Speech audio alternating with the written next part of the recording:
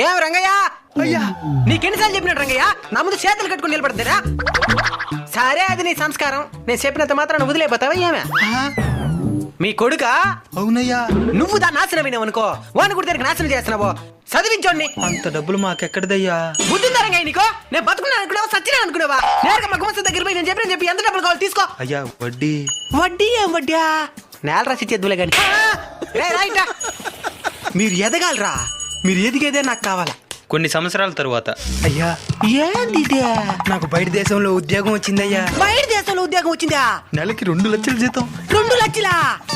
ఈ అనవసరం చదువుకోమని చెప్పినామా? సరే ఉంటామయ్యా.